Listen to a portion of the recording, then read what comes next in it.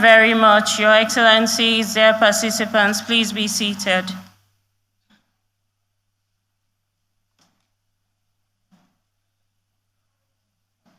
Your Excellency President Bola Ahmed Tinubu, GCFR, Chair of the Authority of Heads of State and Government of the Economic Community of West African States, President and Commander-in-Chief of the Armed Forces of the Federal Republic of Nigeria, and host of this august assembly. Your Excellencies, members of the ECOWAS Authority of Heads of State and Government, Your Excellency Dr. Goodluck Ebele Jonathan, former President of the Federal Republic of Nigeria and ECOWAS mediator for the Republic of Mali, Your Excellency Dr. Omar Aliyu Toure, President of the ECOWAS Commission, Your Excellency Mr. Leonardo Santos Simão, Special Representative of the United Nations Secretary General, Head of the UN Office for West Africa and the Sahel, Your Excellency Mr. Abdoulaye Diop, President of the UN World Commission, Honorable Ministers, members of the ECOWAS Council of Ministers, Honorable Ministers accompanying the heads of state, Your Excellency Dr. Mohammed Ibn Chambas, Chairperson of the ECOWAS Trade Liberalization Scheme and Task Force and former President of the ECOWAS Commission, distinguished heads of ECOWAS institutions, Your Excellency Madam Damtien Chinchimbida, Vice President of the ECOWAS Commission, Your Excellency Ambassador Bankole Adeoye, Commissioner Political Affairs, Peace and Security, representing His Excellency Musa Faki, President of the AU Commission, Honorable Commissioners of the ECOWAS Commission, members of the Diplomatic Corps, distinguished invited guests, staff of community institutions, ladies and gentlemen, members of the Fourth Estate, ladies and gentlemen, welcome to the 64th Ordinary Session of the Authority of Heads of States and Government of the Economic Community of West African States. This is the opening ceremony. During the opening ceremony, it will be our pleasure to have the statement by His Excellency, Dr. Omar Aliyu Toure, President of the ECOWAS Commission. We then will be honored to have the welcome and opening statement by His Excellency Bola Ahmed Tinubu, GCFR, Chair of the Authority and President of the Federal Republic of Nigeria. This will be followed by a statement by His Excellency Dr. Leonardo Santos Simão, Special Representative of the UN Secretary General for West Africa and the Sahel. We will also have a message delivered on behalf of His Excellency, the President of the AU Commission, Musa Faki, delivered by Honorable Commissioner Bankole Adeoye. Without further ado, therefore, it is my pleasure to give the floor to His Excellency, Dr. Omar Aliyu Toure, President of the ECOWAS Commission, for his statement. Thank you. Your Excellency Bola Ahmed Tinubu, President of the Federal Republic of Nigeria and Chair of the ECOWAS Authority of Heads of State and Government, Your Excellencies, Heads of State and Government of ECOWAS, Honorable Ministers of ECOWAS, Your Excellency, Special Representative of the United Nations Secretary General for West Africa and the Sahel, Excellencies, the Vice President of ECOWAS Commission and heads of ECOWAS institutions, Honorable Commissioners of the of ECOWAS and the African Union, distinguished high-level visitors from our partner countries and institutions, Excellency Chair of the ETLS Task Force, members of the ECOWAS Permanent Representatives Committee, ECOWAS resident representatives, Diplomatic Corps, staff of ECOWAS institutions, ladies and gentlemen. On behalf of the management and staff of ECOWAS institutions, I welcome you to the 64th Ordinary Session of the ECOWAS Authority of Heads of State and Government. I salute His Excellency Bola Ahmed Tinubu, President and Head of State of the Federal Republic of Nigeria, for his leadership and commitment. In the same vein, we remain appreciative to the government and the people of Nigeria for the legendary hospitality and generosity to ECOWAS and ECOWAS institutions. Excellencies, this is the fourth full summit you have had in a space of 6 months.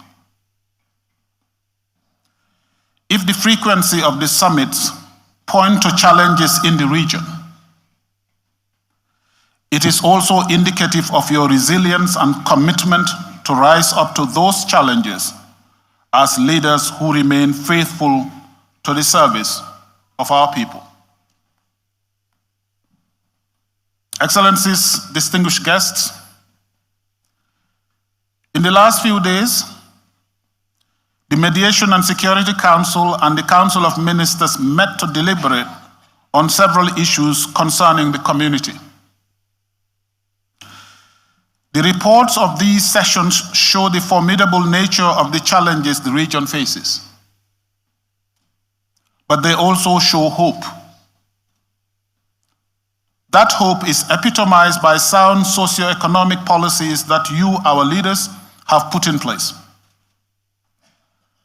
across the region, and the general commitment to democracy as well as to peace and security.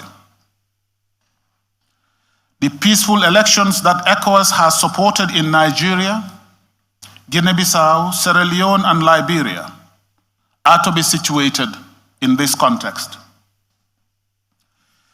These elections and those before it, these elections and those before them, have all shattered the narrative that political change in Africa is possible only through military coup.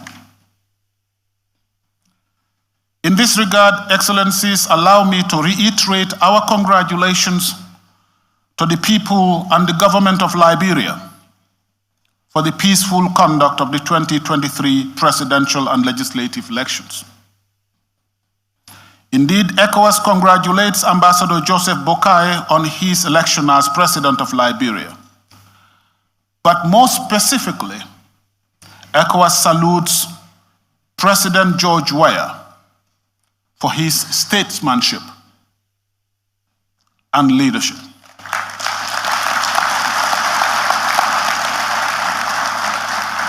May we, at this stage, please give him a standing ovation.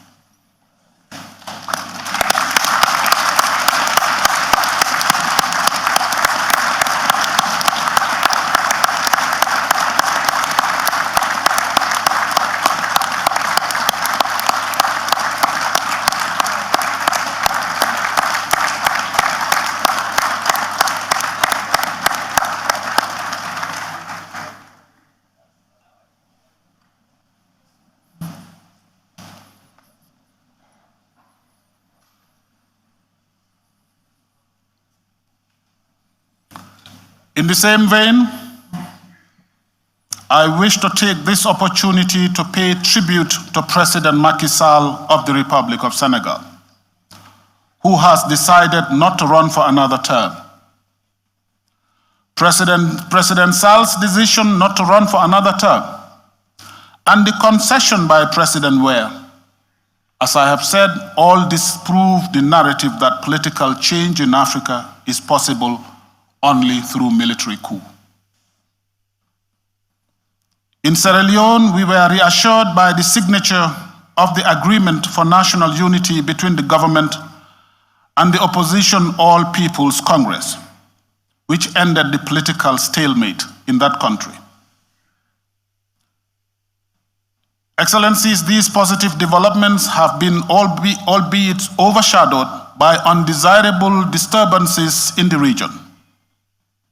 Disturbances such as the attempted coup d'etat in Niger, in Sierra Leone, and the recent violence in Guinea-Bissau. We have maintained our firm stance on zero tolerance to unconstitutional change of government in our community. Despite pressures from different quarters, we have kept up with your decision on the Republic of Niger and engaged on the terms that you set out for us. The military authorities have unfortunately shown little remorse as they hold on to their untenable positions, holding not only President Bazoum, his family, and members of his government hostage, but also the people of Niger. We are aware of the dire humanitarian situation in Niger. And in line with the provisions of our community texts, we granted humanitarian access to medical and humanitarian goods for the sake of the people. But reports from humanitarian agencies show that the military authorities have been interfering with the flow, easy access of humanitarian support. Excellencies, as we monitor the implementation of the sanctions, we note with satisfaction the courage and determination of your governments to effectively apply the sanctions. We note that some political actors and groups in the region have been misrepresenting issues around the sanctions to score political points. Your firm and unambiguous commitment to the principles and values of our community remain salutary.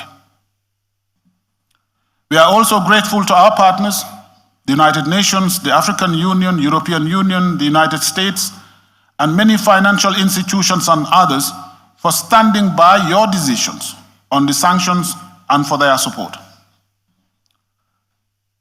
Despite the successful application of the sanctions, we observed with concern some breaches of the sanctions, including massive movement of physical cash by individuals across the borders.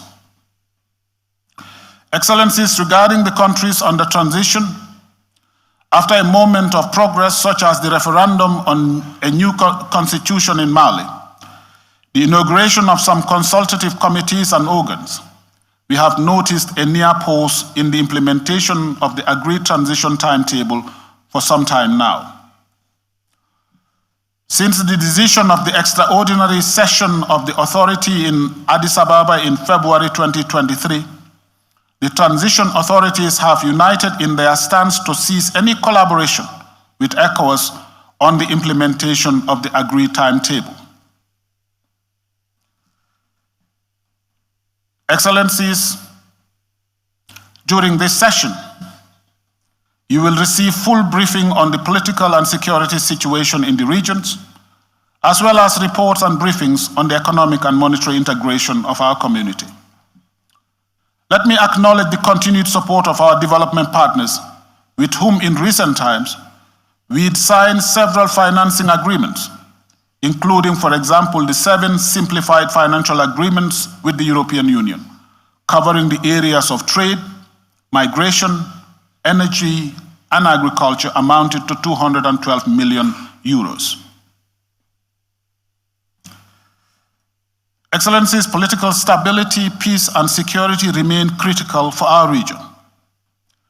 The flow of foreign capital and intra-regional trade and investment have been affected by the risk rating of our region. We are challenged to improve the business environment in our communities, to take advantage of the growing interest of investors in our community. We have made the development of regional infrastructure and business-friendly policies a cornerstone of our integration. It is in this context that on 17th November 2023, we commissioned the International Coordination Center of the West Africa Power Pool in Benin, in the Republic of Benin, which now enables trade in electricity across our region. Excellencies, allow me to conclude by highlighting the situation of the community levy, which is the lifeline of the community institutions and integration. As you would recall, a levy of 0.5% on imports from outside the community is being collected by member states on behalf of ECOWAS. However, for some time now, access to these funds have been a challenge. This has led to low resource mobilization. The situation is more critical now that our member states under sanctions have stopped remitting the levy. As the financial situation gets more difficult, the tasks for ECOWAS continue to grow.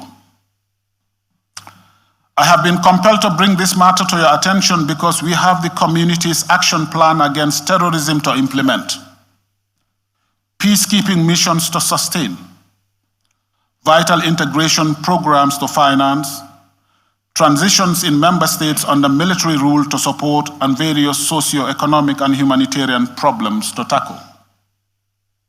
I am confident that your excellencies will give full support to our efforts to access funds that the national customs authorities have collected on behalf of the ECOWAS community. I thank you for your attention.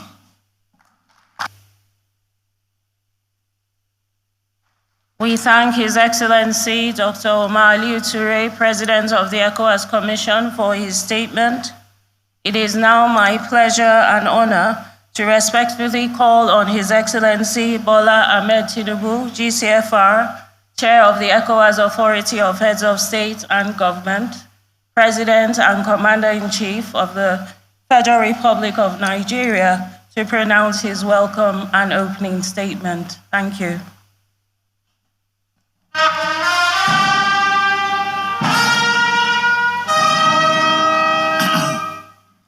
Your Excellencies and their colleagues, Head of State and Government of ECOWAS member states, the President of the African Union Commission as represented, the President of the ECOWAS Commission, the Special Representative of the United Nations General and Head of United Nations Office for West Africa and the Sahel,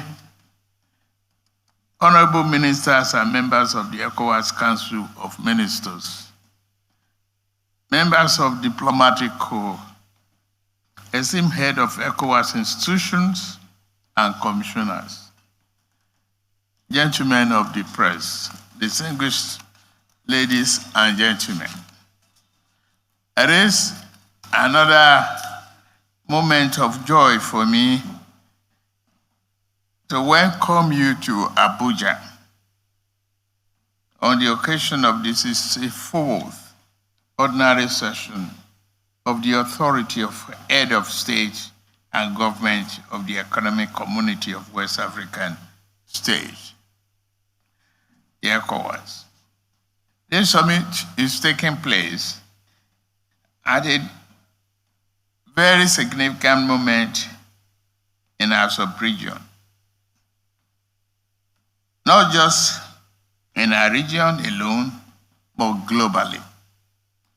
We are confronted with the challenge of democratic consolidation, economic difficulties, climate change crisis, and food insecurity, among others. Our gathering here today is therefore a clear demonstration of our resolute commitment to develop and promote effective integration of our sub-region. As a people, we aspire to create a borderless, peaceful, prosperous, and cohesive region, but on good governance and the rule of law, where people will have the opportunity to realize their full potential for sustainable development. Indeed, the collective commitment of our respective member states to ECOWAS objective has carved a niche for the organization. It has also earned ECOWAS international recognition for not only facilitating political stability, but also contributing significantly to peace and security in the region. Permit me to emphasize that security in the region is the focal point. And we must achieve this regardless of other commitments. This is why the region, as far back as 2001, recognized democracy as the only form of governance capable of fostering development, inclusiveness, and social well-being of our people. It was on this basis that the West African region became the first to take part in the continent to fully embrace democratization by establishing comprehensive framework with legal protocols that emphasize respect for democracy, good governance, human rights, and rule of law. Allow me to emphasize that to further strengthen our regional democratic achievements and uphold the rights of our people to elect the leaders of their choice, the region agreed upon specific measures to be taken against any member state opting for unconstitutional change of government. While the imposition of punitive sanctions may pose challenges, it is important to underscore that the struggle to protect the fundamental liberties of our community, citizens, must be upheld and respected. To this end, I would like to reiterate the imperative of the regions to continue to re-engage under the military rule and basis of realistic and short transition plan that can deliver democracy and good governance. No alternative. On our part, we should be prepared to provide them with technical and material support to ensure the achievement of these strategic goals. Let me also underscore the need for us as leaders to prioritize good governance for our people, as it serves as a catalyst for socio-economic transformation and development. The delivery of good governance is not just a fundamental commitment, it's also an avenue to address the concerns of our citizens, such as improved quality of life and a stable environment conducive to the achievement of sustainable development. By providing good governance that tackles the challenges of poverty, inequality, and other concerns of the people, we will have succeeded in addressing some of the root causes of military intervention in civilian process in our region.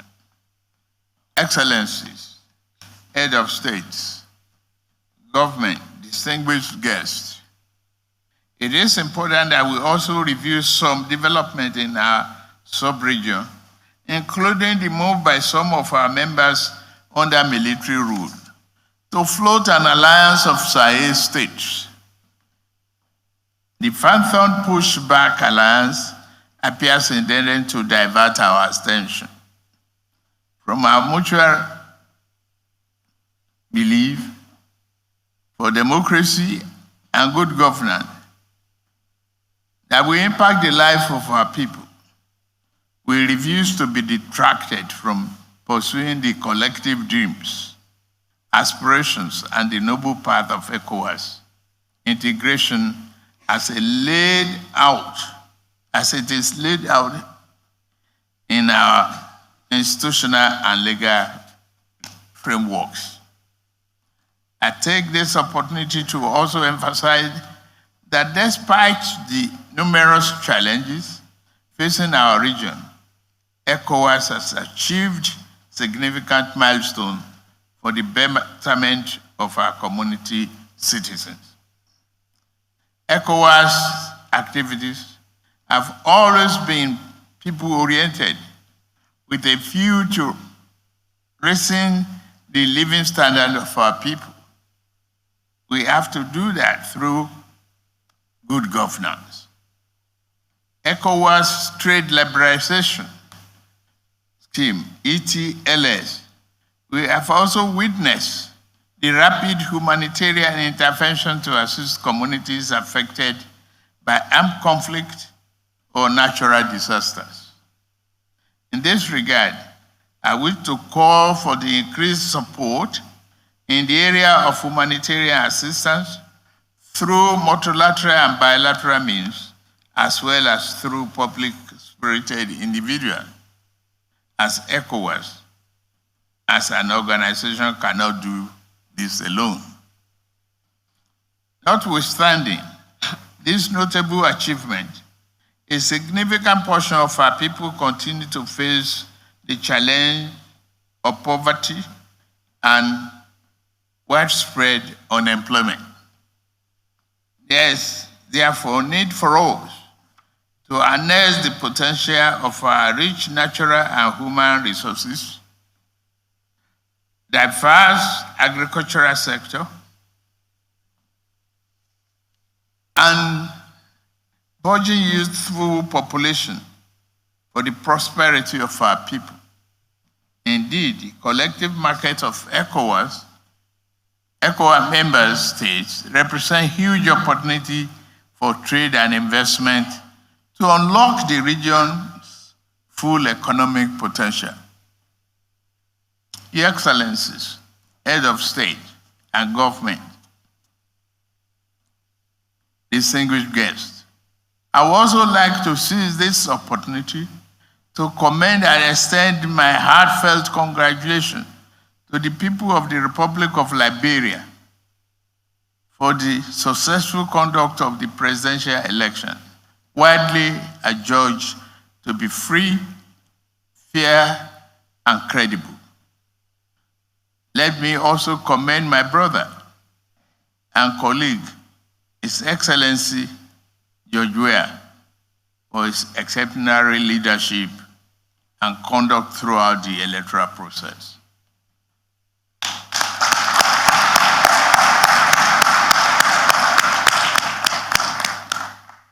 By conceding defeat and congratulating his opponent,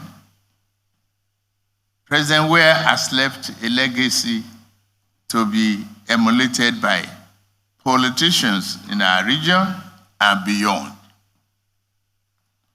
I'm glad President Jonathan, former President Jonathan, is also present.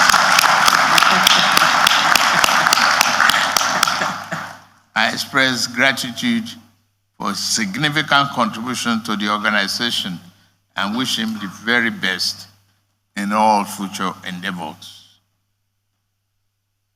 On the recent disturbances in Sierra Leone and Guinea-Bissau, we must pay attention to protect the institution and protect democracy. I wish to underscore the fact that we stand against unconstitutional change of government in our sub-region, and we will continue to do so.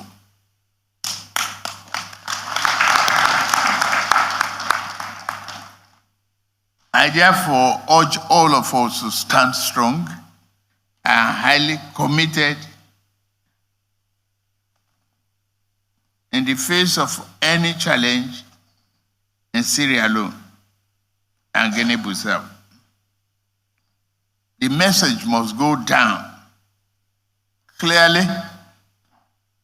that we will support a democratically elected government, not unconstitutional exercise without let of hindrance. Democracy must win if we fight for it.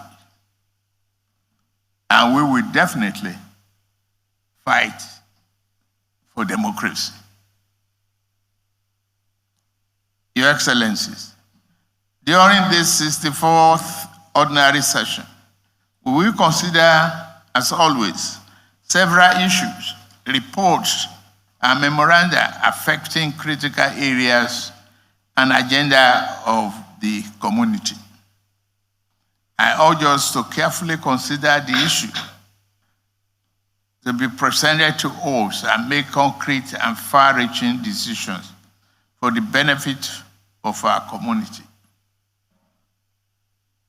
Once again, the re-elected president of Sierra Leone is present here. We are saying loud and clear that we are with you.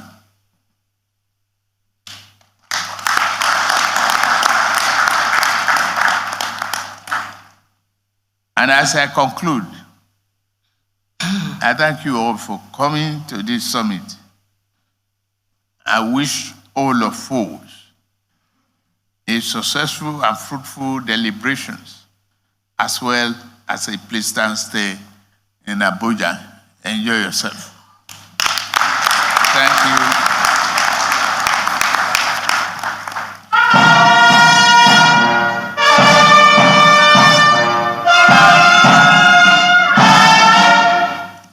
We thank His Excellency, the Chair of the Authority, President and Commander-in-Chief of the Federal Republic of Nigeria, for his warm welcome. É com muito prazer que eu convido agora Sua Excelência Dr. Leonardo Santos Simão, representante especial do Secretário-Geral das Nações Unidas para a África Ocidental e o Sahel, a pronunciar a sua declaração. Obrigada. Muito obrigada, Senhora Mestre de Cerimônias.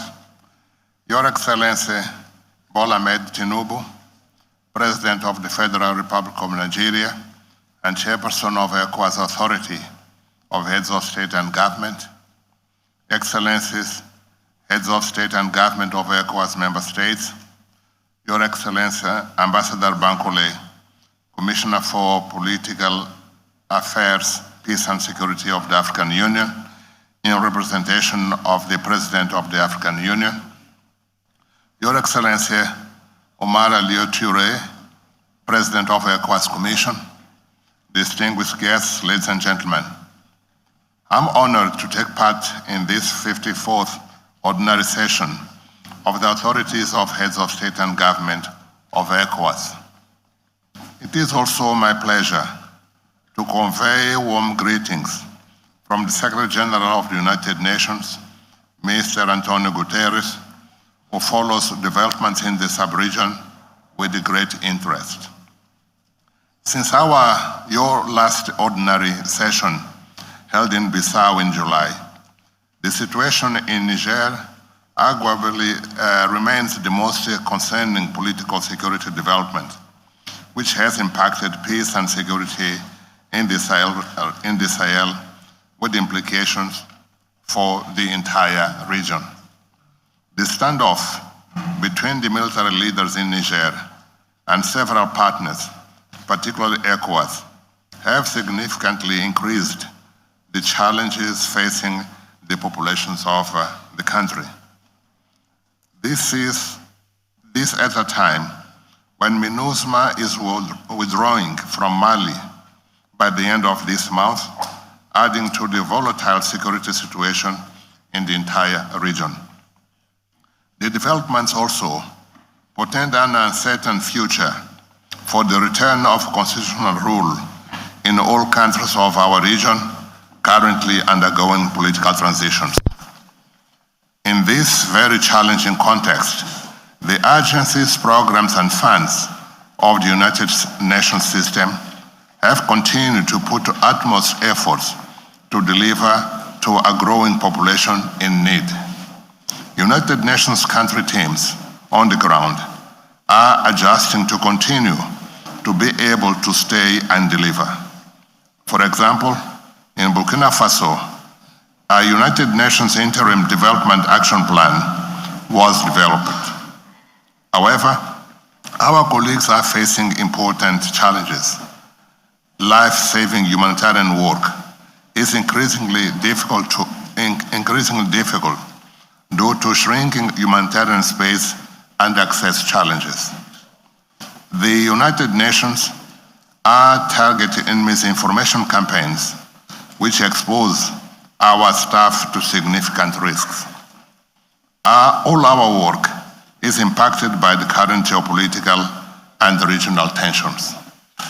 In order to find a sustainable solution to these challenges, we strongly believe that all channels of communication needed to be kept open with the concerned member states. UNOWAS remains committed to support efforts by ECOWAS and other partners, such as the AU, to foster dialogue and engagement with transitional countries for a return to constitutional order. Excellencies, ladies and gentlemen, recent reports of security breaches in Guinea-Bissau and Sierra Leone, which were both on trajectory of consolidation of peace, illustrate the fragile nature of peace in many countries in the sub-region. The events are also a reminder of the imperious necessity to build consensus around key political and security issues through regular and inclusive dialogue. More efforts are also required to address economic issues, such as the inequitable distribution of resources, in unemployment, especially among the youth, and other forms of socioeconomic marginalization of the vulnerable, including women. Mesdames et messieurs, au moment où nous vous parlons, la violence met en danger non seulement la vie des enfants en Afrique de l'Ouest et du Sahel, mais aussi l'éducation de toute une génération d'enfants.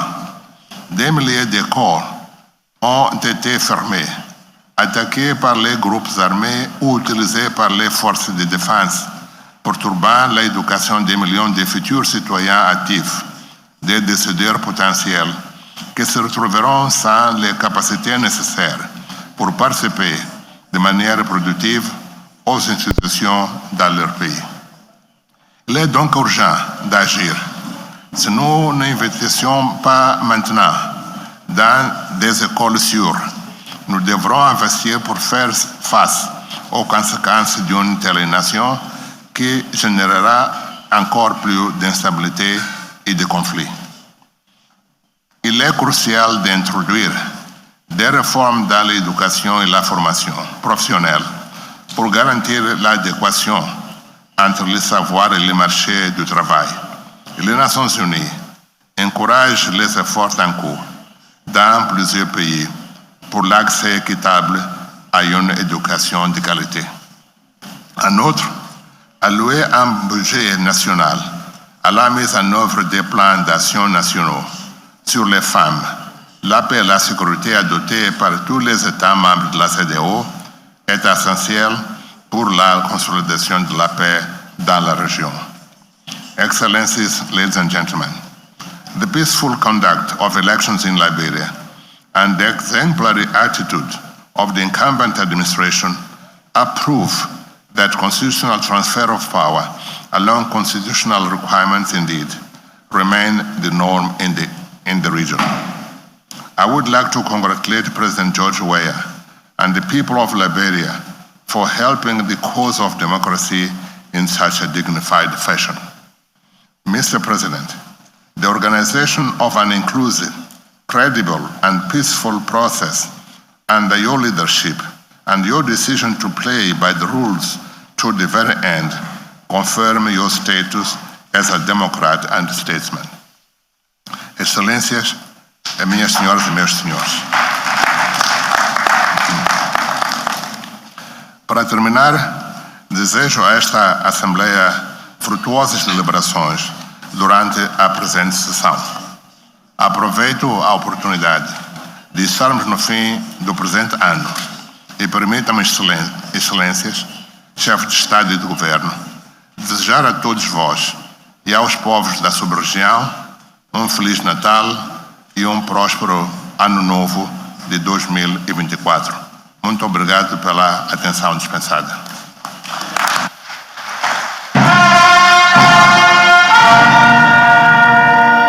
We thank His Excellency, the Special Representative, for his kind remarks.